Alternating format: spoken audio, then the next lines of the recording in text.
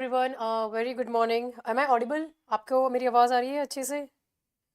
जो यहाँ पे ऑनलाइन है, give me a thumbs up if I am Audible.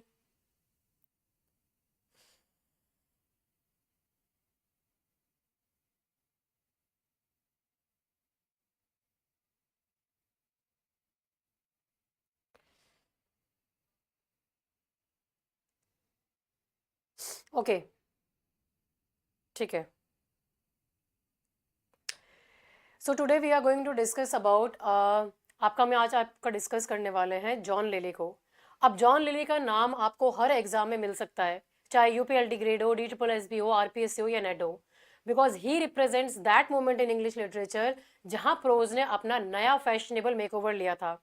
आज जैसे इंस्टाग्राम पे कोई नया ट्रेंड आता है और सडनली सब लोग उसी की तरह लिखने लग जाते हैं, उसको फॉलो करते हैं, ठीक वैसे ही 16 सेंचुरी में जॉन लिली ने यूफ्यूजम का ट्रेंड बना दिया था। किस चीज का?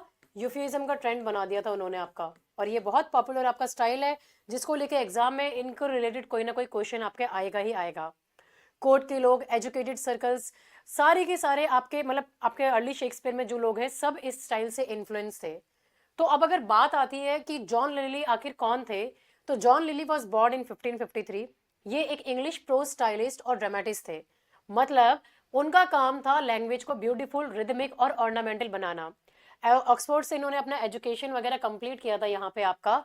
और तो अब जब इतने बड़े एलिट यूनिवर्सिटी से पढ़े हुए हो, तो नेचुरली उनका कनेक्शन कोर्ट कल्चर से स्ट्रांग था। एलिजाबेथन कोर्ट में एलिगेंस एक करेंसी की तरह यूज किया जाता था, और लिली ने ठीक एग्जैक्टली वैसे ही उसको डिलीवर किया था। लिली वो राइटर है जिन्होंने एलिजाबेथन एज को एक नया स्टाइलिश अंदाज दिया था यहाँ पे। तो अगर ये यूफिज्म है क्या चीज जिसके बारे में हम इतनी बात करें, व्हाट इज यूफिज्म? यूफिज्म देखो आपका एक तरीका होता है जिसमें आप बहुत ही हाईली ऑर्नेट, बैलेंस्ड और रिदमिक प्रोज को आप यूज करते हो उसको लिखने के स्टाइल में यहाँ पे आपका। ठीक है, इस तरीके से आप उसे लिखते हो। अब इसके अंदर लिखते टाइम अब आप कौन से डिवाइसेस को यूज करते हो? अलिट्रेशन यूज करते हो, पैरेलल सेंटेंसेस यूज करते हो कंपैरिजन के लिए, क्लासिकल रेफरेंसेस देते हो, और मैचिंग फ्रेजेस भी यूज करते हो। जैसे कि कोई ज्वेलर हर लाइन को पॉलिश करके वहां पे रखता है आपके चीज को ना उसको, तो ऐसे ही उन्होंने इस तरह के अपने टेक्निक्स वगैरह को सबको यूज किया था आपका। अब आप देखो एग्जाम्पल के तौर पे एक बार एक चीज को समझने के लिए देखो, यहाँ पे एक लाइन है, nature strengthens the body, nurture disciplines the mind. अब ये जो लाइन इन्होंने यूज की है, इस तरह की सिमेट्री लिली की स्पेशलिटी थी। यूफिज्म बहुत हैवीली डिपेंड करता था आपके पैरेलल सेंटेंसेस पे। जैसे पैरेलल सेंटेंसेस पे अगर आप एग्जांपल के तौर पे देखो, ध्यान से सुनो, the lion is fierce in courage, the fox is subtle in craft. अब ये जो मैचिंग लाइंस है, अब इसने क्या क्रिएट किया? ये इसने क्रिएट किया एक पोएटिक प्रोज इफेक्ट, जहां पे इन्होंने कंपैरिजन में यूज दे दिया आपका यहाँ पे। तो अगर एग्जाम में क्वेश्चन आता है हु क्रिएटेड यूफिज्म या फिर और विच वर्क इंट्रोड्यूस्ड यूफिज्म, तो आपने आंसर करना है यहाँ पे कि जॉन लिली क्रिएटेड यूफिज्म। और ये यूफिज्म कहाँ पे क्रिएट हुआ था, कौन से वर्क के थ्रू? तो ये जो इनका वर्क था, यूफियस द एनाटॉमी ऑफ विट, इस वर्क के थ्रू आपका यूफिज्म यहाँ पे डेवलप किया गया था। ठीक है, तो जो मेजर वर्क्स में अगर आप यहाँ पे कैटेगराइज करो जॉन लिली को यहाँ पे, तो जॉन लिली के दो बहुत इंपॉर्टेंट प्रोज रोमांसेस लिखे थे। पहला आता है उनका यूपीएस, या जिसे आप बोलते हो द एनाटॉमी ऑफ ब्यूट, जो पब्लिश हुआ था 1578 में। और दूसरा आता है उनका यूपीएस एंड इज इंग्लैंड, जो 1580 में इन्होंने पब्लिश किया था। ये दोनों एलिजाबेथन प्रोज के फाउंडेशन टेक्स्ट समझे जाते हैं। टोन इन दोनों की मॉरलिस्टिक है, लेकिन स्टाइलिश मॉरलिज्म है। ऐसे सेंटेंसेस जो डेकोरेटिव तो है, पर साथ ही में आपको लाइफ लेसन्स भी दे रहे हैं, मॉरल वैल्यूज भी दे रहे हैं। तो एग्जाम में इनसे related match the following author में आ जाएगा टाइटल के साथ में, या फिर यूफिस्टिक कोई वर्क आपको देखे उसको पहचानेंगे, या फिर आपका ईयर ऑफ पब्लिकेशन के लिए मेंशन कर दिया जाएगा। अब इन वर्क्स के साथ में इन्होंने आपका एक चीज और लिखी थी, ये है, ये कोर्ट कॉमेडीज भी इन्होंने यहाँ पे आपके मेंशन की थी। सबसे इंपॉर्टेंट आपकी कोर्ट कॉमेडीज। अब ये है क्या चीज कोर्ट कॉमेडीज?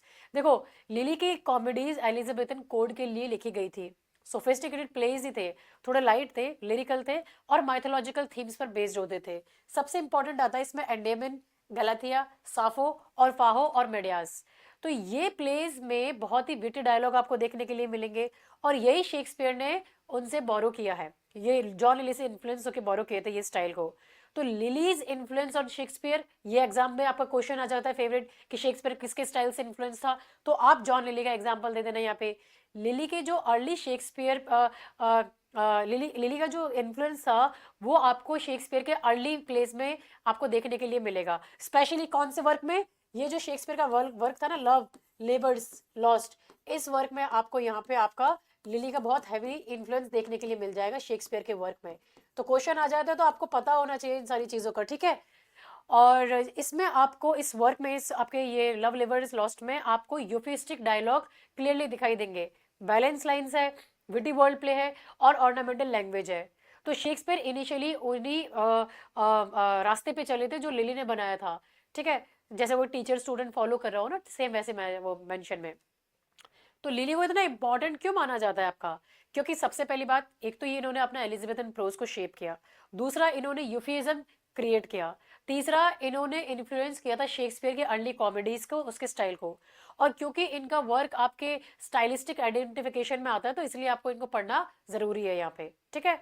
अब इनका वर्क यहाँ पे देखो, ये आप यहाँ पे हिस्टोरिकल लिटरेरी बैकग्राउंड वगैरह ये सारा का सारा यहाँ पे रीड कर लो। यहाँ पे ये एलिजाबेथन एज से यहाँ पे बिलोंग करते थे, ठीक है। और इंग्लिश प्रोज इनसे पहले बहुत ही प्लेन रफ और रेगुलर होता था, जहाँ पे इन्होंने इन्होंने आने के बाद में अपना ऑर्नामेंटल स्टाइल वगैरह यहाँ पे यूज़ किया। कोर्ट कल्चर में यहाँ पे इन्होंने विट रिफाइनमेंट ब्यूटी को यहाँ पे लेकर आए थे यहाँ पे, ठीक है। तो ये आप एक बार रीड कर लेना यहाँ पे। अब इनका जो वर्क आता है यहाँ पे, सबसे पहला मेजर वर्क देखो इनका। आप पहले समझो कि जो ये जो वर्क था आपका यहाँ पे, ये आपका यूपीएस एनाटॉमी ऑफ विट था, 1578 का वर्क था यहाँ पे।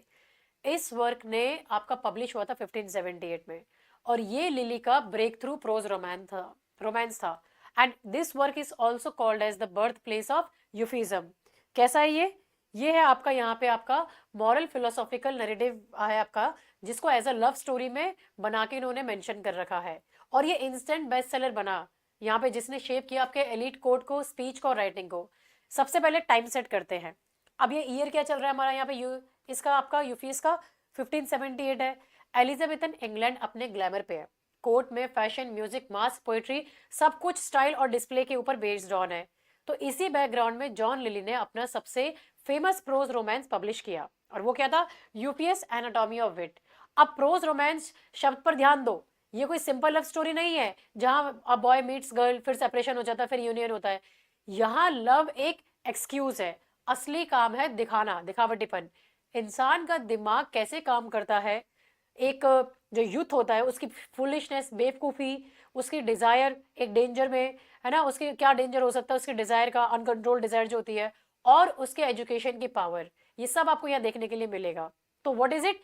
It is a love story on the surface, but अंदर से एक मॉरल फिलोसॉफिकल ट्रीटाइस है। जैसे आज कुछ वेब सीरीज रोमांस दिखाते हुए एक्चुअली मेंटल हेल्थ या पॉलिटिकल इश्यूज डिस्कस करते हैं ना आपके आपके आजकल नेटफ्लिक्स प्राइम वीडियोस वाले सीरीज में, वैसे ही लिली ने लव के नाम पे मॉरल लेक्चर्स दे रहे हैं यहाँ पे, ठीक है। तो ये यही वो टेक्स्ट है जहाँ पे आपका यूफिज्म का जन्म हुआ। That highly ordinate balance rhetorical pro style, sentences कैसे हैं? ज्योमेट्रिकल लगते हैं आपको, सिमेट्रिकल है, और ये पूरे भरपूर है आपके एंटाइथेसिस, अलिट्रेशन और क्लासिकल रेफरेंसेस के लिए।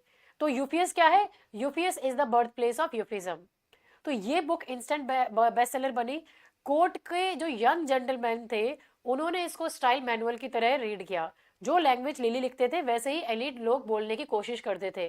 So it did not just influence literature, इन्होंने इन्फ्लुएंस किया कोर्ट का बिहेवियर और स्पीच वगैरह भी, ठीक है। तो अगर क्वेश्चन आता है which work shape the speech and writing of Elizabethan courtly circles, तो आप क्या आंसर कर सकते हैं? यूपीएस द एनाटॉमी ऑफ विट को। अब ये स्टोरी है किस चीज के बारे में? What is it about? तो देखो आप यहाँ पे, आपको रीड करने में आ रही है यहाँ पे, ये देखो आप यहाँ पे, मैं इसको यहाँ पे इसको बड़ा वो कर देती हूँ,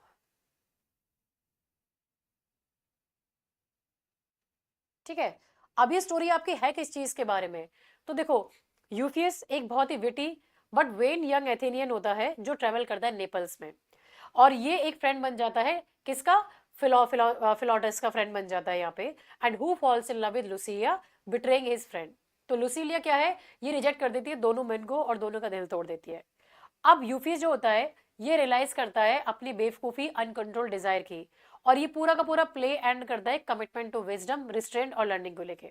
अब आप स्टोरी को थोड़ा सा स्मूथली देखो, बिना ओवर कॉम्प्लिकेशन के, लेकिन समझने के नज़रिए से देखो इसको। देखो, हमारा सेंट्रल कैरेक्टर का नाम है यूफियस। यूपीएस का बेसिक सेंस ही होता है वेल एंडोर्ड बाय नेचर। इसका मतलब ये है, मतलब नेचुरली गिफ्टेड, क्लेवर, विटी, ये नाम है यूपीएस का। इसका मतलब ये होता है, यानी शुरुआत से ही ऑथर एक सिग्नल दे देता है कि ये लड़का दिमागी रूप से तो बहुत स्ट्रांग है, लेकिन कैरेक्टर से उतना नहीं है, बुद्धू है, बेवकूफ है।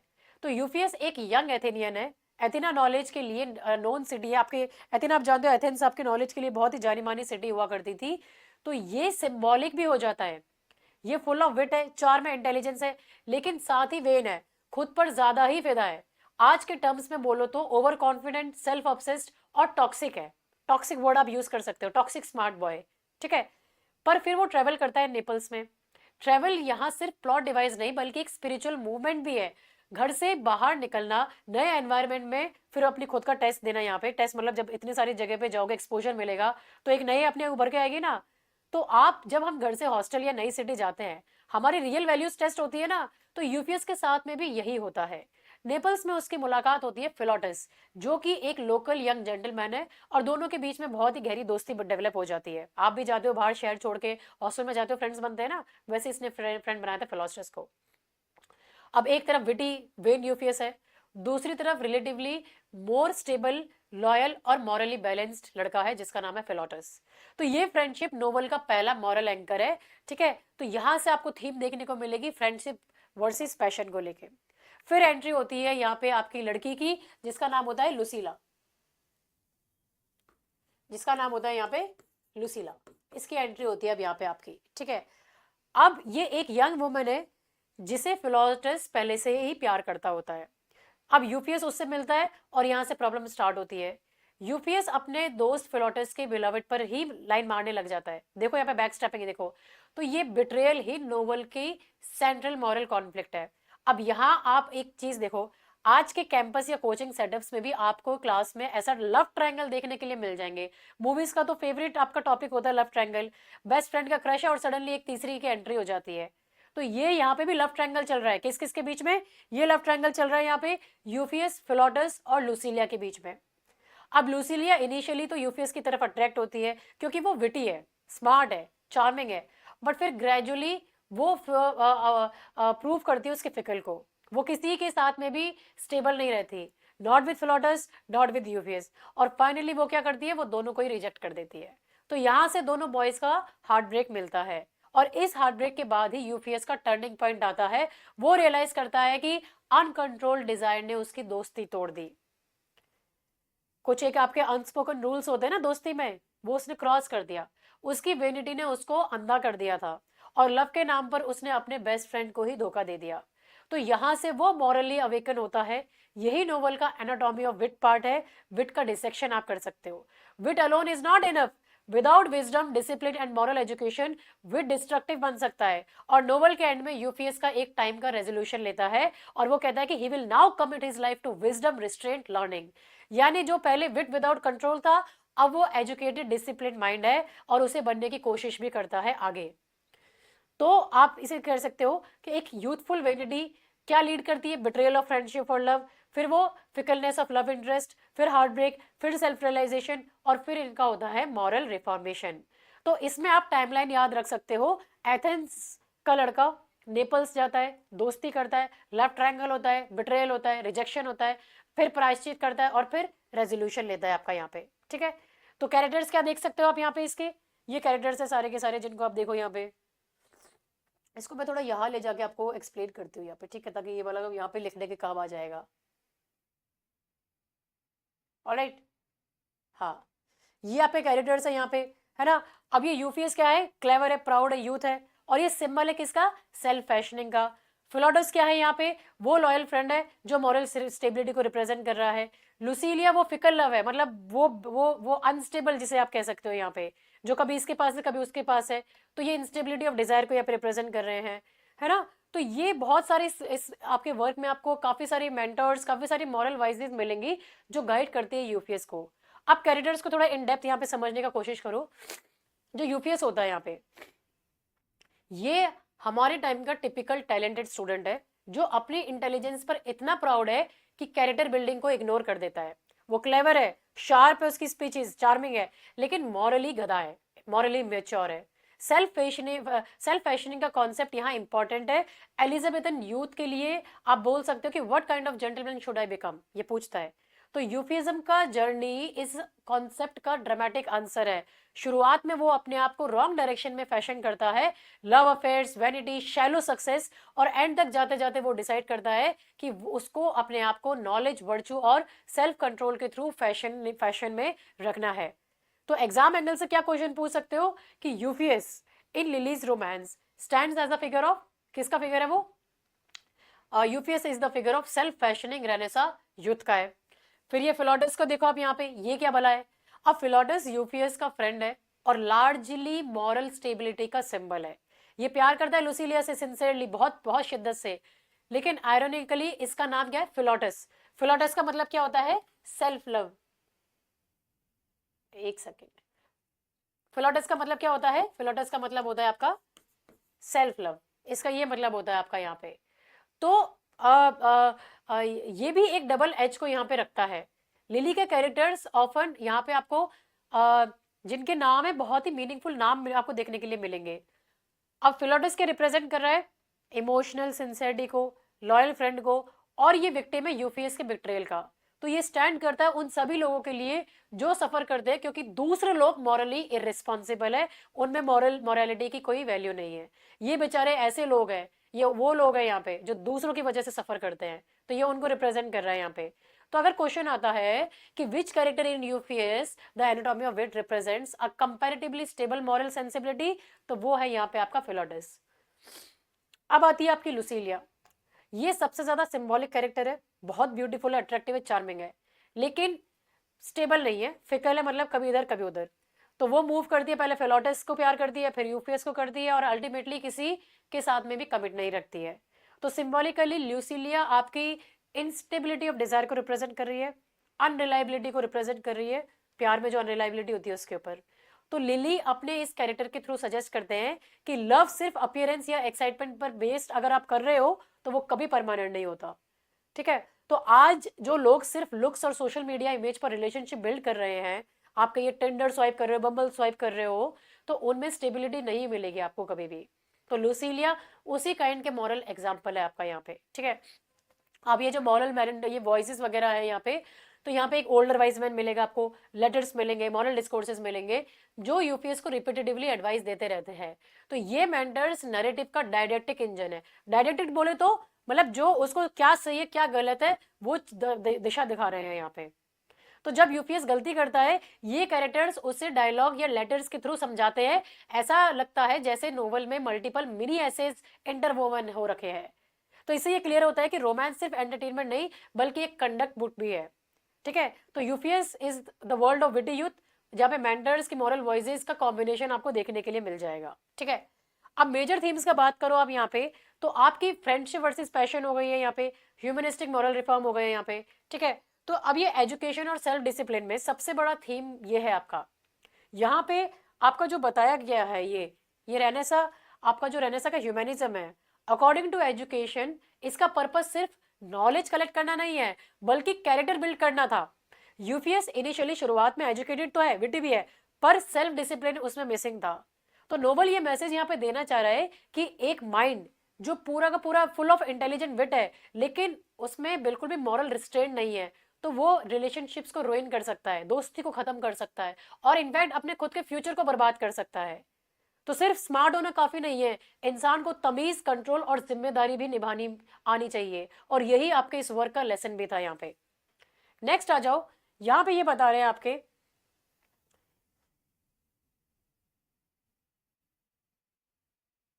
Dangers of vanity and impulsive love को लेके आप यहाँ पे देखो। अब ये यहाँ पे क्या बता रहा है आपके डेंजर्स ऑफ इम्पल्सिव, ये इम्पल्सिव लव के बारे में। तो यूपीएस का सबसे बड़ा प्रॉब्लम था वेनिटी, अपने चार्म पर ओवर कॉन्फिडेंस, मैं ही हूं सर्वोपरि, अहम ब्रह्मास्मि। तो लुसीला के साथ लव भी इम्पल्सिव होता है उसका, थॉट थ्रू नहीं होता, सोचता ही नहीं है कि मेरे दोस्त का प्यार है मैं क्या करने जा रहा हूँ, नहीं, इम्पल्सिव है, बेवकूफी है। तो नोवेल के थ्रू लिली वार्न करते हैं कि इम्पल्सिव डिजायर आपकी लॉयल्टी को डिस्ट्रॉय करती है। सेल्फ लव आपका जो आपका आपकी जो सेल्फिशनेस है ना, जहां पे सिर्फ आप अपने बारे में सोच रहे हो, वो अंधा कर देता है आपको, और romantic excitement can break deep friendship.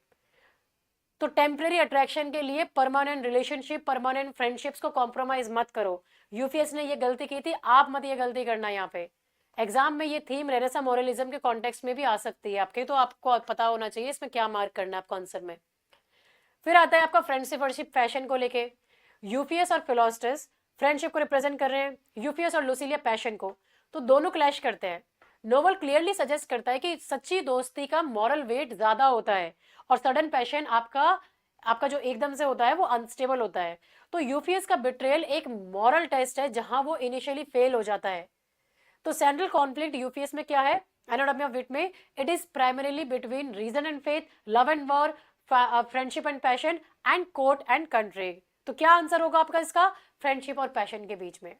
तो ये आपका जो है इसका ह्यूमनिस्टिक मॉरल रिफॉर्म का अगर आप बात करो यहाँ पे, तो ये बुक रेनेसा ह्यूमनिस्टिक आइडियल्स को रिफ्लेक्ट करती है।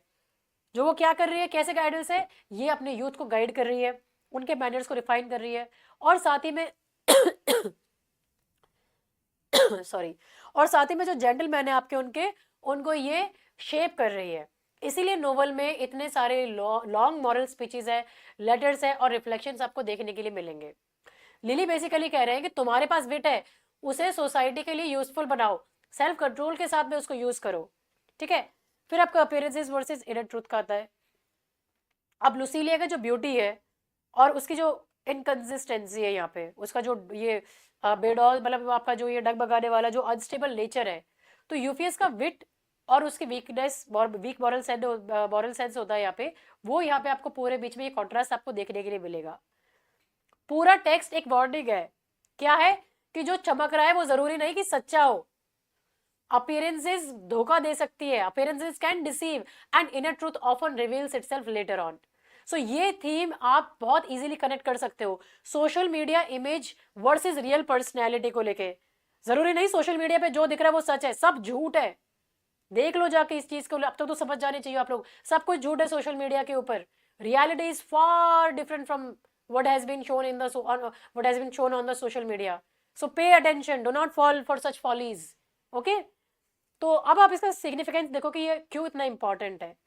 ये इसलिए इतना इंपॉर्टेंट है क्योंकि ये सबसे बड़ा, सबसे पहला आपका ग्रेट आर्टिस्टिक इंग्लिश प्रोज था, मॉडल बना ये आपके कोर्टली कंडक्ट का, इंटेलेक्चुअल रिफाइनमेंट का, और इससे ह्यूजली इन्फ्लुएंस कौन थे? आपके विलियम शेक्सपियर इससे ह्यूजली इंस्पायर्ड थे। ठीक है। तो ये आपको यहाँ पे ध्यान में रखना है इस वर्क को लेने के बाद में। ये जो वर्क है आपका, ये वर्क बना आपका, मॉडल बना कोर्टली कंडक्ट का और इंटेलेक्चुअल रिफाइनमेंट का। तो ये बुक सिर्फ लिटरेचर नहीं थी बल्कि एक बिहेवियर मैनुअल भी था। एलिजाबेथन यंग कोर्टियर्स इसको कैसे रीड करते हैं, आप इनको अपनी कन्वर्सेशन स्टाइल में वो कॉपी कर रहे थे, उनको विटी पॉलिश फ्रेसेस में इनको अडॉप्ट किया था, और जो वो रोमांटिक और मॉरल बिहेवियर था वो इनके क्यूज वगैरह इसी को देख के कर रहे थे यहाँ पे। तो आप ये देख लो, ये बुक अपने उस जमाने की टेड टॉक की तरह थी।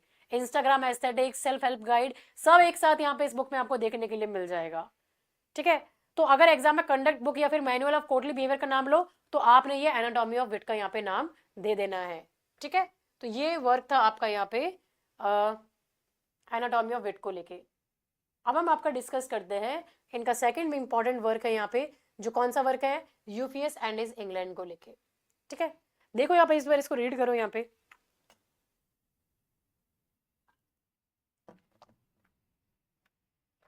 अब आता है आपका यूपीएस एंड इज इंग्लैंड। ठीक है। अब ये क्या चीज है? ये जो वर्क था ये 1580 में इसको पब्लिश किया गया था। किस तरीके से पब्लिश किया गया था 1580 में? It was published as the sequel की तरह इसको पब्लिश किया था। किसकी तरह? मैं इसमें लिखती हूँ यहाँ पे, एज अ सीक्वल पब्लिश किया गया था 1580 में। ये भी आपके ट्रेवल नैरेटिव की तरह कंबाइन किया गया है, जो आपकी इंग्लिश सोसाइटी को और प्रेजिक्स को क्रिटिसाइज भी कर रहा है, प्रेज भी कर रहा है। तो अब कौन सा साल चल रहा है? 78 से अब आ गए हम 1580 में। इंग्लैंड अपने पॉलिटिकल कॉन्फिडेंस के पीक पर है। एलिजाबेथन वन का जो एज था बहुत स्ट्रॉन्ग एज था, गोल्डन पीरियड माना जाता है, और उनका रूल भी बहुत स्ट्रॉन्ग चल रहा था।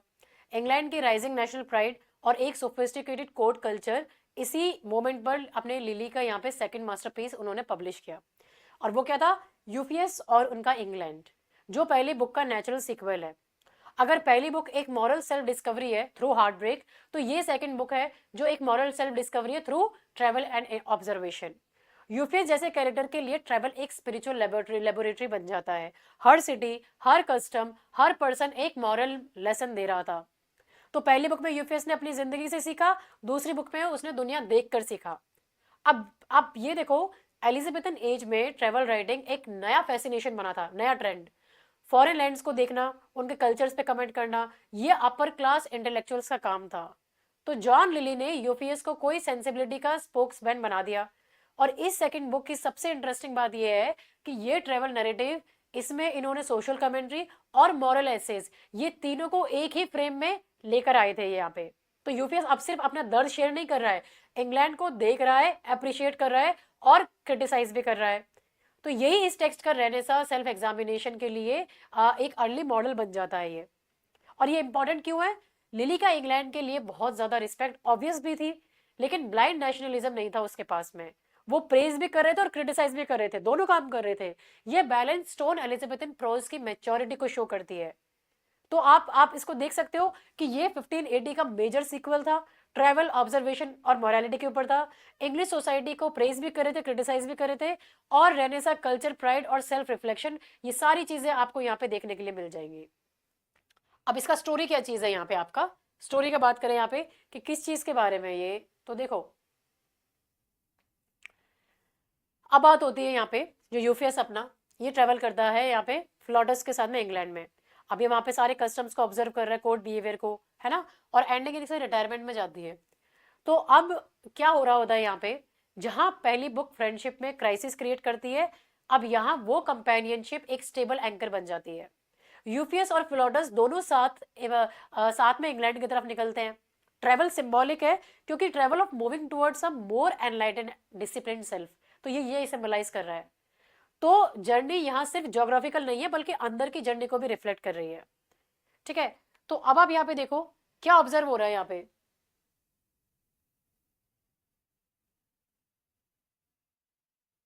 अब आप यहाँ पे देखो क्या ऑब्जर्व हो रहा है यहाँ पे ध्यान दो आप। इंग्लैंड पहुंचने पर यूफियस एक कीन ऑब्जर्वर बन जाता है। अब उसका डेवलपमेंट होता है अपने पर्सनैलिटी का। वो देखता है इंग्लिश हॉस्पिटैलिटी को, कि लोग कैसे वहाँ पे आपको ट्रीट करते हैं, इंग्लिश कोर्ट के एलिगेंस को, वहाँ के यूथ के बिहेवियर को, क्या वहाँ की मॉरल स्ट्रेंथ वैल्यूज है, क्या कमजोरियां हैं, वीकनेस है, कोर्ट के मैनर्स कैसे हैं, और वहाँ का कल्चर और कस्टम कैसे हैं। तो ये ऑब्जर्वेशंस, कभी वो प्रेज कर रहा होता है उनको, कभी वो लाइट क्रिटिसिज्म में उन्हें देखता है। तो यूफियस का टोन बैलेंस्ड है, अंधा अंधा प्यार नहीं है देशभक्ति के नाम पे, और ना ही अंधा क्रिटिसिज्म कर रहे फालतू का। लिली यहाँ एक कल्चरल क्रिटिक बनकर बन जाते हैं।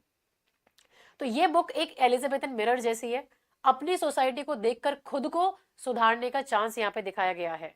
पूरी बुक में यूफीएस रिपीटेटिवली यूथ को मैनर्स, एजुकेशन और मॉरल रिस्ट्रेंट, इन सब के लिए ज्ञान देता है, लेक्चर्स देता है। वो ये बातें बताते हैं कि एक्सेसिव डिजायर क्या रूइन करती है दोस्ती, फ्रेंडशिप, रिलेशनशिप्स को, आपके फ्यूचर को भी। डिसिप्लिन एक जेंटलमैन का फाउंडेशन होता है। मॉडरेशन ब्रिंग्स स्टेबिलिटी, और एजुकेशन मस्ट शेप कैरेक्टर्स, सिर्फ इंटेलेक्ट नहीं। तो ये सेकंड बुक का स्ट्रॉन्गेस्ट मॉरल स्पाइन है। मॉरल मेच्योरिटी ऑफ यूफियस, पहली बुक में यूफियस एक कंफ्यूज यूथ था। अब यहाँ पे यूफियस कैसा है? रिफ्लेक्टिव है, काम है, मॉरली डिसिप्लिन्ड है और मॉरल ऑब्जर्वेंट है। यहाँ पे मेच्योर अपने जजमेंट में भी आपको देखने को मिलेगा। तो ये ट्रांसफॉर्मेशन रेनेसा का सेल्फ फैशनिंग का परफेक्ट एग्जाम्पल है यहाँ पे यूफियज्म का। और एंडिंग कैसे होती है? ये टेक्स्ट एंड होता है यूफीएस के इंग्लैंड को छोड़कर जाने पर। अब वो एक डिसीजन लेता है उसके ट्रैवल के एंड में, यहाँ पे जब वो इंग्लैंड से जा रहा होता है, कि अब मैं स्टडी, मेडिटेशन और विजडम के लिए लाइफ डेडिकेट करूंगा। यानी फर्स्ट बुक को इमोशनल लेसन की तरह बताया, और सेकंड बुक में कल्चरल लेसन को अब क्या रिप्रेजेंट कर रहा है? सेल्फ रिफाइनमेंट का कंप्लीशन बता रहे हैं यहाँ पे। ठीक है, तो यूफीएस अब क्या एंड हो रहा है यहाँ पे आपका ये बुक एंड होता है उनका retiring for study and contemplation को लेके। क्या हो गया मेरा, अब मैं अपन रिटायर होंगे यहाँ पे। ठीक है, तो अब मेजर कैरेक्टर्स आपको देखने के लिए मिलेंगे यहाँ पे। यूफियस, यूफियस कौन है यहाँ पे? अब यहाँ पे यूफियस को किस तरह रिप्रेजेंट किया है? Now he is the observer, wise observer है और ज्यादा मेच्योर है यहाँ पे। तो यूफियस अब यहाँ पे क्या है? अब वो यहाँ पे लवर नहीं बल्कि क्रिटिक बन गए सोसाइटी के। हर कस्टम का एक लेंस से देख रहे हैं वो, अपनी एक लेंस। और वो लेंस कौन सी है? क्या वो मॉरल है? क्या वो सुपरफिशियल है? क्या वो एडमायरेबल है? तो ये जो वर्जन था यूपीएस का, ये मेच्योर्ड है, रिफाइंड है, मॉरली रिफाइंड है, वो सोशली अवेयर है और वो डिसिप्लिन भी है, फिलोसॉफिकल है। तो पहली बुक को यूपीएस इमेच्योर बताया था, यहाँ वाले वर्जन में वो एक मेच्योर इंसान है, एक टीचर जैसा लग रहा है। फिलोडस फिलोडस फिर से कंपेनियन रोल में है यहाँ वो यूपीएस का इमोशनल और प्रैक्टिकल बैलेंस बनकर रहता है, कन्वर्सेशनल पार्टनर है, फॉइल और समटाइम्स करेक्टर दोनों को बताया है। तो दोनों बुक में आप देखोगे साथ में, तो ये एक डबल पोर्ट्रेट दिखाया है ये रेनेसा यूथ को लेके, है ना। ये इंग्लिश नोबिलिटी और कोर्टियर्स को देखोगे आप यहाँ पे, तो ये जो कैरेक्टर्स है इनको लिली ने इनडायरेक्टली पोर्ट्रे किया है, उनके मैनर्स, उनका स्टाइल, उनका एक्सेसेस, वेरिटी, ब्रिलियंस, ये फेलियर्स, सब पर कमेंट्री होती है। तो ये इनडायरेक्ट पोर्ट्रेट है एक सटल टेक्निक का। यहाँ पे क्वीन एलिजाबेथ का बात करें यहाँ पे, तो क्वीन का रिप्रेजेंटेशन इस वर्क में सिंबॉलिक है। क्यों? क्योंकि वो स्टैंड कर रही है परफेक्शन के लिए, ऑर्डर, स्टेबिलिटी के लिए, नेशनल प्राइड के लिए। तो एलिजाबेथन राइटर्स बहुत ही ऑब्वियस रीजन से उनको आइडियलाइज करते थे, लेकिन ये आइडियलाइजेशन एक कल्चरल माइथोलॉजी का हिस्सा था। यूपीएस उनको प्रेज कर रहे थे as a model of wise rulership. तो अगर एग्जाम में क्वेश्चन पूछा जाए कि Queen Elizabeth appears in Lyly's Euphues and his England as, तो आप बताओगे कि एलिगोरिकल परफेक्शन के लिए उन्होंने इसको रिप्रेजेंट किया है। ठीक है, अब थीम्स का बात करें, थीम आती है आपकी पहले यहाँ पे नेशनल आइडेंटिटी और कल्चरल प्राइड को लेके। इंग्लैंड बहुत प्राउडली अपने आप को सेलिब्रेट करता था और जाना जाता था hospitality, elegance, manners, rulers, scholars, ये सब पर एडमिरेशन होता था। तो ये थीम रेनेसा नेशनलिज्म का डायरेक्ट रिफ्लेक्शन है। लिली का इंग्लैंड की तरफ प्यार, जो लव लेटर ये सारे थे और फ्रेंडली क्रिटिक थी, वो सब आपको यहाँ पे देखने के लिए मिलेगा। फिर वो बोल रहे वर्च्यू थ्रू मॉडरेशन। तो लिली का फेवरेट मॉरल था एक्सेस डिस्ट्रॉय करेगा और मॉडरेशन बचा लेगा। चाहे लव हो या एम्बिशन हो या स्पीच हो, बिहेवियर हो, हर वर्च्यू डिपेंड करती है किसके ऊपर? मध्यम पाथ यानी बैलेंस के ऊपर।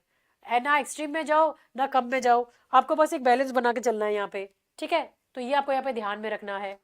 ऑलराइट, और ये आपका एक मॉडर्न एग्जाम्पल के तौर पे अगर आप इसमें देखो, देखो अगर आप ओवर कॉन्फिडेंस हो, है ना, या आप ओवर रिएक्शन में अपने जीते हो, हर चीज में आप ओवरली रिएक्ट कर रहे हो, गुस्सा आ रहा है तो फट के बाहर आ रहे हो, दुख हो रहा है तो एकदम रो रो के आपने हालत खराब कर रखी है, खुश हो रहे हो तो अलग ही लेवल पे हो रहे हो, तो फिर ऐसे एक्सट्रीम इमोशंस में क्या होता है? लाइफ अनस्टेबल हो जाती है। और यही आइडिया यूपीएस रिपीटेटिवली आपको बताता रहता है। यहाँ पे सोचो किस टाइम पे 1580s में लिखा हुआ ये वर्क, और कितना खूबसूरती से एक ह्यूमन बिहेवियर को बता रहा है, जो आज भी इतने सालों बाद में भी ये सेम ट्रेट हम फॉलो कर रहे हैं। समय बदला, वक्त बदला, दुनिया बदली, पर ह्यूमन बिहेवियर वैसा का वैसा ही है। फिर ये बात कर रहा है आपका कोर्ट एथिक्स और आइडियल बिहेवियर को लेके। तो कोर्टली लाइफ आपकी पूरी भरी हुई थी टेम्पटेशन से होती है, वेल्थ है, पावर है, फ्लैटरी है। तो यूपीएस यूथ को बताता है कि कोर्टसी रियल हो, फ्लैटरी को अवॉइड करो, डिग्निटी अपनी मेंटेन करो, अपनी जो स्पीच भाषण देते हो थोड़े रिफाइंड तरीके से बोलो उनको, और इंटीग्रिटी के साथ में कभी कॉम्प्रोमाइज मत करो, अपना जमीर कभी खोने मत दो, एक अच्छे इंसान की तरह, एक मॉरल वैल्यूज के इंसान की तरह रहो, कपटी मत बनो, किसी को धोखा मत दो। फिर ये बोल रहा है education of young gentleman. UPS का लेटर और स्पीच जस्टिफाई करते हैं एजुकेशन को एक मॉरल ट्रेनिंग की तरह, जहां पे सोशल रिस्पॉन्सिबिलिटी, विजडम और आपके डिसिप्लिन के बारे में बात कर रहे हैं। तो एलिजाबेथन ह्यूमनिज्म का ये सेंट्रल आइडिया था कि एजुकेशन शेप्स कैरेक्टर। ठीक है, ये उनका मेन आइडिया था यहाँ पे। अब ह्यूमनिज्म और मॉरल ग्रोथ को अब बात करो यहाँ पे, पूरा टेक्स्ट एक रेनेसा ह्यूमनिस्टिक मॉरल हैंडबुक के जैसा लगता है। यूथ को गाइड करना यानी कल्चर को रिफाइन करने के जैसा है, कंडक्ट को इंप्रूव करना, ये सब ह्यूमनिज्म का कोर प्रिंसिपल था। ऑथर यहाँ पे एक छुपा हुआ मीनिंग आपको दे रहे हैं कि a gentleman is not born, he is form through discipline and self awareness. ठीक है, तो ये आपको यहाँ पे ध्यान में रखना है। अब इसका सिग्निफिकेंस क्या है इस बुक का, आपका यहाँ पे क्या बोलना चाह रहा है आपका ये सिग्निफिकेंस के नाम पे? तो देखो ये सिग्निफिकेंस है कि ये सबसे अर्ली एग्जाम्पल था। इस बुक को हम एक तरह का प्रोटो एसे या फिर प्रोटो कल्चरल स्टडी मान सकते हैं। यूफिज्म का इंग्लैंड को देखना यानी इंग्लैंड को अपने आप को देखना, है ना। ये सेल्फ क्रिटिक अप्रोच बहुत अर्ली एग्जाम्पल है आपका इस चीज का। इन्होंने दिखाया रेनेसा को, है ना, सेल्फ एग्जामिनेशन में। तो रेनेसा का जो कोर आइडिया था, क्या था कोर आइडिया रेनेसा का? रेनेसा का कोर आइडिया था कि खुद को पहचानो, नो दाई सेल्फ, और फिर खुद पर रिफ्लेक्ट करके इसको इम्प्रूव करो, इम्प्रूव योर सेल्फ। ये इसका कोर आइडिया था आपका यहाँ पे आपका, ठीक है। तो ये टेक्स्ट इस फिलोसॉफी का प्रैक्टिकल मॉडल है। स्टोरीज, ऑब्जर्वेशंस, लेटर सब एक डायरेक्शन में काम करते हैं। Self awareness, self correction, self fashioning, ठीक है। तो उसको बताया। अब लिली को आर्किटेक्ट बताया गया आपके एलिगेंट इंग्लिश प्रोज का। लिली का स्टाइल यहाँ क्लाइमेक्स पर है। बैलेंस सेंटेंसेस यूज किया है इन्होंने यहाँ पे, क्लासिकल रेफरेंसेस है, पॉलिश रिदम है, एलिगेंट वोकेबुलरी है, एंटाइथेटिकल स्ट्रक्चर है और पोएटिक प्रोज है। तो इसीलिए क्रिटिक्स बोलते हैं कि लिली ने इंग्लिश प्रोज को एक अलग रिफॉर्म बना के दिया, एक अलग पहनावा दिया। उनके बिना शेक्सपियर के अर्ली विटी स्टाइल समझ में नहीं आती। तो लिली का यूफियस और उनका इंग्लैंड क्या इन्फोर्स करता रहे उनके रोल को, as the architect of elegant ornamented Elizabethan prose की तरह यहाँ पे इसको बताया है। तो यूफियस और उनका इंग्लैंड सिर्फ एक सीक्वल नहीं बल्कि एक इंटेलेक्चुअल लीप है इनका यहाँ पे, जो 1580 में पब्लिश हुआ।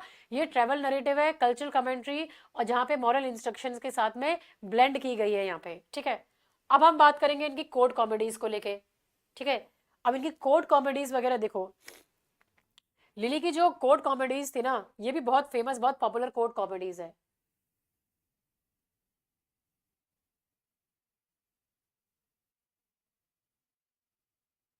ठीक है। ये भी आपकी बहुत फेमस, सॉरी ये सारी आपकी कोर्ट कॉमेडीज है यहाँ पे आपका। तो जॉन लिली की कोर्ट कॉमेडीज बिल्कुल एक अलग ही दुनिया बना रही है। ये प्लेज पब्लिक थिएटर के लिए नहीं, क्वीन एलिजाबेथ के प्राइवेट कोर्ट के लिए लिखे गए थे। इसलिए टोन थोड़ी ज्यादा एलिगेंट, पॉलिश्ड और रिफाइंड है। माइथोलॉजी, फैंटेसी और डिवाइन कैरेक्टर्स और उनकी विटी लैंग्वेज सब इसलिए यूज हुआ ताकि ऑडियंस को एक रॉयल स्पेक्टेडल जैसा फील हो। तो लिली का सिग्नेचर स्टाइल क्या था? यूफिज्म था उनका सिग्नेचर स्टाइल, वो ऑर्नामेंटेड लैंग्वेज आपका यहाँ पे है ना, एंटाइथेसिस, पैरेललिज्म सब यूज करके। तो इन कॉमेडीज में ये आपको फुल शाइन करने में दिखाई गई है, ये जो स्टाइल यूज किया है। बैलेंस लाइंस है, रिथमिक डायलॉग है और ऑनेस्ट स्टाइल है। और क्योंकि एलिजाबेथन कोर्ट उनको पैटर्न करता था, प्लेज में क्वीन एलिजाबेथ वन की इनडायरेक्ट प्रेज भी होती थी यहाँ पे, क्योंकि ये सारे के सारे जो खर्चा है ना इनके लिलीज के प्लेस का, वो सब एलिजाबेथन कोर्ट इनको दे रहा था यहाँ पे। तो ऑब्वियसली उनका तारीफ करना तो बनता ही है यहाँ पे। तो प्योरिटी, चेस्टिटी, कॉन्स्टेंसी और डिवाइन ग्रेस, इन सब में आपको एलिजाबेथन की, क्वीन एलिजाबेथ की प्रेज करने को मिलेगी। इसलिए हर प्ले किसी न किसी फॉर्म में, भले वो एलिगरी हो, सिंबोलिज्म हो या एक मॉरल लेसन को कैरी करता है। शेक्सपियर ने अपनी अर्ली कॉमेडीज में एग्जैक्टली यही स्ट्रक्चर बोरो किया है, जिसको डिस्गाइज किया है विटी बैंटर, माइथिक कलरिंग और कोर्टली स्टाइल में। और ये सब लिली से आपके इन्फ्लुएंस है ना। फिर आता है आपका पहला प्ले, आता है यहाँ पे आपका पहला प्ले आ जाता है आपका यहाँ पे, आपका एंडेमन आ जाता है यहाँ पे। अब एंडेमन क्या है आपका? ये आपका एक एंडलेस डिवोशन था सिंथिया को, जो मून गॉडेस होती है उनका नाम, उनके लिए। एक्चुअली अब यहाँ पे क्या हो रहा है, क्वीन एलिजाबेथ वन की प्रेज हो रही है यहाँ पे, जो सिंबॉलिक बताया गया है। तो ये जो है central allegory, Queen Endymion's devotion to Cynthia moon, ये सिंबॉलिक प्रेज है क्वीन एलिजाबेथ वन का। जैसे सिंथिया प्योर है, इटर्नल है और अनरिचेबल ब्यूटी है, एलिजाबेथ को भी वैसे ही पोर्ट्रे किया गया है। टेलिस जो होता है, टेलिस क्या है यहाँ पे आपका? टेलिस आपका अर्ली डिजायर, जेलिसी उसको रिप्रेजेंट कर रहा है। तो टेलिस जेलिस होकर एंडेमन पर मैजिक स्लीप का कर्ज दे देता है। और फिर क्या होता है, एंडेमन 40 साल तक सोता रहता है और सिर्फ सिंथिया की ग्रेस से ही जागता है। तो ये सिंबल क्या था? एक ट्रू कॉन्स्टेंसी के लिए, जो रिवॉर्ड करता है अपनी डिवाइन क्वीन, जो जिसको रिवॉर्ड मिलता है अपनी डिवाइन क्वीन के साथ में। तो प्योर डिवोशन, फॉरगिवनेस, है ना, ये सारी आपको थीम्स देखने के लिए मिल जाएगी। और यहाँ पे पोर्ट्रे किया है आपके, ये सारी क्वालिटीज एलिजाबेथन पॉलिटिकल आइडियलिज्म को रिफ्लेक्ट कर रही हैं। फिर आ जाता है आपका गैलेथिया। अब गैलेथिया ये लिली का सबसे इमेजिनेटिव प्ले है यहाँ पे। क्या होता है गैलेथिया में? गैलेथिया में दो मेडिन्स है, ये गैलेथिया एंड फिलाइडिया। ये डिस्गाइज करती है खुद को एज बॉयज, एक सेक्रीफाइस से बचने के लिए। तो ये नेपट्यून डिमांड करता है कि मेडिन का सेक्रीफाइस उसको बचा सकता है। तो अब ये ट्विस्ट ये है कि ये दोनों लड़के बन जाते हैं, एक दूसरे से प्यार कर बैठती है जब ये अपने आप को डिस्गाइज करते हैं। तो ये लव स्टोरी एक जर्नल फ्लूइड के बारे में बता रही है, ahead of its time. We are talking about 1580s। और बहुत ही बोल्ड कॉन्सेप्ट उन्होंने एलिजाबेथन एज में लेकर आए थे। तो आखिर में जो गॉड्स होते हैं वो इंटरवीन करते हैं और सेक्रीफाइस उनका कैंसिल हो जाता है। तो एटमॉस्फेयर बहुत ही पेस्टोरल है, कॉमिक है और माइथोलॉजिकल थीम्स के ऊपर बेस्ड ऑन है। आइडेंटिटी, डिस्गाइज, ये सारी मेजर थीम्स आपको यहाँ देखने के लिए मिलेंगी। ये देखो, ये यहाँ पे, ठीक है। तो ये आपको यहाँ पे ध्यान में रखना है। तो ये प्ले आपकी फ्लूइडिटी और ट्रांसफॉर्मेशन का सेलिब्रेशन आपका बन गया है यहाँ पे। फिर आता है आपका साफो एंड फाओ। अब ये प्ले क्या है आपका यहाँ पे, ये भी प्ले एक इमोशनल ड्रामा है, रिफाइंड इमोशनल ड्रामा कह सकते हो आप इसको। क्वीन साफो जो है ये एक हम्बल फेरी मैन फाओ से प्यार कर बैठती है। अब बिल्कुल इम्पॉसिबल, वो प्यार है तो एक तो क्वीन है और दूसरा आपका क्या है, फिशरमैन है, क्योंकि दोनों के बीच क्लास डिफरेंस वाला एंगल आ जाता है यहाँ पे। तो विनस जो लव मैटर में इंटरफेयर करती रहती है, जिसे इमोशंस और कॉम्प्लिकेटेड हो जाते हैं। फिर एंड में इनकी मैरिज नहीं होती, लेकिन रेजोल्यूशन आता है विजडम और रिस्ट्रेंट से आ जाता है यहाँ पे। तो सैफो क्लियरली क्वीन एलिजाबेथ का एलिगोरिकल फिगर है, रॉयल वुमेन जिसे अपना हार्ट कंट्रोल करना पड़ता है फॉर ड्यूटी। मेजर थीम्स आपको देखने के लिए मिलेगी, desire versus duty, restraint, class boundaries. इन सबको आपको डिटेल में जाने पढ़ने का जरूरत नहीं है, बस आपको इतना ध्यान रखना कि हाँ ये वर्क इन्होंने लिखे हैं। फिर आता है इनका एक इंपॉर्टेंट वर्क, एग्जाम फेवरेट भी आपका यहाँ पे, और वो है आपका मेडास। मेडास क्या चीज है, ये लिली का सबसे डायरेक्ट सटायर है। किंग मेडास को गोल्डन टच मिलता है, और जैसे ही वो किसी भी चीज को हाथ लगाता है वो सोने में बदल जाती है। अब क्या होता है इसके चलते, उनकी लाइफ मिजरी में बदल जाती है। खाना खाए तो सोने में बदल जाए, हाथ लगाए तो सोने में बदल जाए। तो ये ग्रीड का क्लासिक पनिशमेंट है। ये सिर्फ मॉरल टेल नहीं है, इसमें स्ट्रॉन्ग पॉलिटिकल एलिगरी भी है। किंग मेडास किसको रिप्रेजेंट कर रहा है, फिलिप सेकंड ऑफ स्पेन को रिप्रेजेंट कर रहा है। किसको कर रहा है, लिखा नहीं है यहाँ पे, मैं लिख देती हूँ। फिलिप सेकंड ऑफ स्पेन को रिप्रेजेंट कर रहा है कौन, किंग मेडास। ये एलिगरी है इसका, इस फिगर के लिए इसको किंग मेडास को यूज किया है यहाँ पे आपका, ठीक है। और क्वीन एलिजाबेथ के जो राइवल थे उनको लेके, तो इसीलिए प्ले साइमल्टेनियसली ग्रीड का मॉरल सटायर है, एलिजाबेथ एंड विक्ट्री का सिंबॉलिक सेलिब्रेशन है, और फॉरेन एम्बिशन को क्रिटिसाइज कर रहा है। थीम क्या है, फॉली, आपका ग्रीड, लालचीपना, पॉलिटिकल एरोगेंस, रिपेंटेंस, ये सब देखने को मिलेगा, ठीक है। ये कंपैरेटिव व्यू आप देख लेना इसको यहाँ पे क्या है, ठीक है। अब इस पे आ जाओ, आपका स्टाइल। अब ये स्टाइल कैसा यूज किया गया है यहाँ पे, स्टाइल देखो आप। यूफिज्म वो प्रो स्टाइल है जिसे लिली ने ऑलमोस्ट एक फैशन ट्रेंड बना दिया था 1570s में। आप इसको समझ सकते हो एज एलिजाबेथन का इंस्टाग्राम एस्थेटिक प्रोज। हर लाइन में डेकोरेशन है, सिमेट्री है, पॉलिश कर करके इसको आपके सेंटेंसेस को यूज किया है। तो इस स्टाइल का मेन आइडिया था कि थॉट भी बैलेंस्ड हो, सेंटेंस भी बैलेंस्ड हो, और लेसन भी आपका क्लियरली दिखाई दे। जैसे कपड़ों की परफेक्ट एम्ब्रॉयडरी होती है, वैसे ही प्रोज का परफेक्ट रिदम के थ्रू इन्होंने मेंशन किया था। क्या यूज किया था इन्होंने, सबसे पहले इसमें यूज किया था इन्होंने एंटाइथेसिस को। अब ये यूफिज्म का स्पाइन है, एक बात कहकर उसका अपोजिट भी सेम रिदम में बोलना। जैसे love lifts the heart but lust lowers the soul, प्यार उठाता है और वासना गिराती है। तो दोनों लाइंस एक बैलेंस में चल रहे हैं, है ना। दूसरा यूज होता है इसके अंदर आपके, ये बैलेंस क्लॉजेज यूज होते हैं यहाँ पे आपके। अब यहाँ पे बैलेंस क्लॉजेज में क्या दिखाया है यहाँ पे आपका, कि सेंटेंस को दो हिस्सों में बांटकर परफेक्ट रिदम बनता है। जैसे nature made him witty but nurture made him wise, तो दोनों हाफ्स मिरर के जैसे लगते हैं, और यही आपका लिली का सिग्नेचर स्टाइल था, सिमेट्रिकल लाइंस जिसे बोलते हैं। अलिट्रेशन आ जाता है फिर यहाँ पे आपका।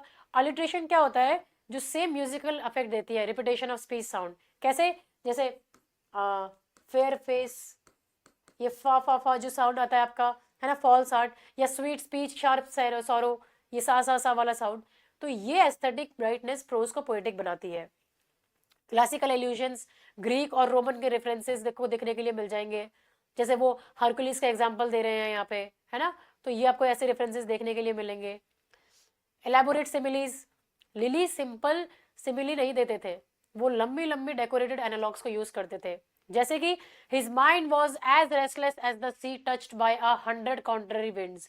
सोचो कितना लंबा सेंटेंस में क्या बोला है, यानी उसका इनर कंफ्यूजन सी स्टॉर्म जैसा इंटेंस लग रहा था। ऐसी लाइन्स यूज करते थे। फिर बोलते थे मॉरल एनालॉजीज देते थे वो यहाँ पे। तो यहाँ पे स्टोरी आपका एंटरटेनमेंट के लिए नहीं यहाँ पे लिखी जा रही थी, ये स्टोरीज लेसन देती थी। हर नेचुरल ऑब्जेक्ट, हर ऑब्जर्वेशन को एक moral moral moral lesson, moral value बना दिया था। तो जैसे आपका जैसे एग्जाम्पल के तौर पे देखो, as the bee gathers honey from bitter flowers, so should youth gather wisdom from bitter experience. जैसे मधुमक्खी कड़वे फूलों से भी शहद ले आती है, वैसे ही आपके एक्सपीरियंस के थ्रू जो यूथ है उसको अपना विजडम, अपना सबक सीखना चाहिए। और यही ऐसे ही उन्होंने अपने वर्क्स के थ्रू, ऐसे मेंशंस के थ्रू एक आपको यूफिज्म स्टाइल में मॉरलिस्टिक फील मिलेगी आपको। अब ये प्ले क्यों इतना मैटर करता है यहाँ पे? यूफिज्म ने प्रोज को एक एलीट फैशन बनाया था। 10 साल तक एलिजाबेथन कोर्ट में यही स्टाइल कूल समझा जाता था। इवन शेक्सपियर ने अपने अपने लव लेवर्स लॉस्ट इसमें बताए गए थे यहाँ पे, ठीक है। तो ये फर्स्ट डेवलप था, यूपीएस में डेवलप हुआ था, और ये फैशन प्रोज बन गया था आपका नियरली अ डेकेड, 10 सालों तक यहाँ पे, ठीक है। अब नेक्स्ट आ जाओ, यहाँ पे नीचे आओ, स्टाइल सिंबल और टेक्निक्स, और इनको देखो आप यहाँ पे, ये क्या बता रहे हैं आपके सिंबल टेक्निक्स वगैरह को, यहाँ पे इसको देखो यहाँ पे। तो कैसी इमेजरी यूज करते थे ये, यहाँ पे अपनी नेचुरल इमेजरी को यूज कर रहे थे ये। नेचुरल इमेजरी में क्या कर रहे थे यहाँ पे, जैसे प्लांट, स्टोन्स, एनिमल्स, तो ये सब मॉरल लेसन्स दे रहे थे। लिली किसी प्लांट या स्टोन का एग्जाम्पल देकर अपनी लाइफ का एडवाइस दे रहे थे, जैसे the oak stand firm because roots grow deep, तो so must a gentleman stand firm through learning. तो रूट क्या हो गया अब यहाँ पे, मॉरल फाउंडेशन हो गई है। क्लासिकल मिथ्स दिए थे उन्होंने जो उनके बिहेवियर वगैरह को गाइड कर रहे हैं यहाँ पे। नेम रिफ्लेक्ट करता है ट्रेड्स को, यूफियस का मतलब होता है वेल ब्रेड, फिलोस्टर सेल्फ लविंग। तो ये रिटोरिक सेल्फ आइटम्स थे जो आपके सिंबोलिज्म को बता रहे थे। तो बैलेंस क्या रिप्रेजेंट कर रही है, आपके वर्च्यू को रिप्रेजेंट कर रही है। तो ये आपको यहाँ पे ध्यान रखना है, आपकी मोरालिटी को मिरर कर रही है, ठीक है। फिर क्रिटिकल ओपिनियंस है, ये यहाँ पे आप इसको रीड कर सकते हो। ये पूरा का पूरा पीडीएफ आपको आपके टेक्स्ट में मिल जाएगा वहाँ पे आपके उसमें देख लेना, आप रीड कर लेना। आपको पीडीएफ तो मैं अवेलेबल करवा ही रही हूँ आपके लेसन के साथ में, तो आप में देख लेना इसको। और ये की पॉइंट्स है, जॉन लिली को क्या बोला जाता है, आपका father of English ornate prose बोला जाता है। इन्होंने इंट्रोड्यूस किया था यूफिज्म स्टाइल, जो हॉलमार्क बना आपका एलिजाबेथन प्रोज का। फिर ये पब्लिकेशन डेट थी, यूपीएस को 1578 में किया था, और यूपीएस एंड इज इंग्लैंड को 1588 में। ये इन्होंने इन्फ्लुएंस किया था शेक्सपियर की अर्ली कॉमेडीज को। कोर्ट प्लेज लिखे थे, ना कि पब्लिक थिएटर प्लेस नहीं थे, कोर्ट प्लेस लिखते थे। स्टाइल मार्क कर रहा था इनका transition from rough Tudor prose to elegant Renaissance prose को लेके। अब आप इनके ये एमसीक्यूज वगैरह को देख लो एक बार, यहाँ पे आपका कौन सा एमसीक्यू कहाँ पे आता है, इसका आंसर फटाफट बताओ मुझे। पहले देखो, John Lyly's prose romances Euphues and his England are primarily written for, किन के लिए लिखा गया था, ये लिखा गया था हाईली एजुकेटेड एलिजाबेथन कोर्टियर्स के लिए। The prose style known as euphuism is first developed in, कहाँ पे इसका फर्स्ट डेवलप किया गया था यूफिज्म को, ये डेवलप किया था यूफियस द एनाटॉमी ऑफ विट के लिए, यहाँ पे 1578 का रोमांस था ये। नेक्स्ट आओ, which character in Euphues symbolises balance, friendship and moral stability, कौन सा कैरेक्टर है जो रिप्रेजेंट कर रहा है, वो कर रहा है आपके फ्लॉडस को यहाँ पे रिप्रेजेंट कर रहा है ना। तो ये मॉरली स्टेबल फ्रेंड होता है इनका। फिर है the main moral flaw expose through Lucilla character is, क्या है उसका मेन मॉरल फ्लो, क्या था उसका, फ्रिकलनेस इन लव, स्टेबल नहीं थी वो यहाँ पे, उसका कैरेक्टर बार बार इनकंसिस्टेंसी को आपका सिंबलाइज कर रहा था। फिर आता है Lyly's Euphues and his England is significant because, क्यों, क्योंकि वो प्रोवाइड कर रही है आपके cultural criticism of English society को यहाँ पे, ठीक है। फिर है in Endymion Cynthia is an allegorical figure representing, किसको रिप्रेजेंट कर रही है, सिंथिया रिप्रेजेंट कर रही है आपकी क्वीन एलिजाबेथ को, है ना। सिंथिया कौन होती है, मून, कौन है ये, मून है ये।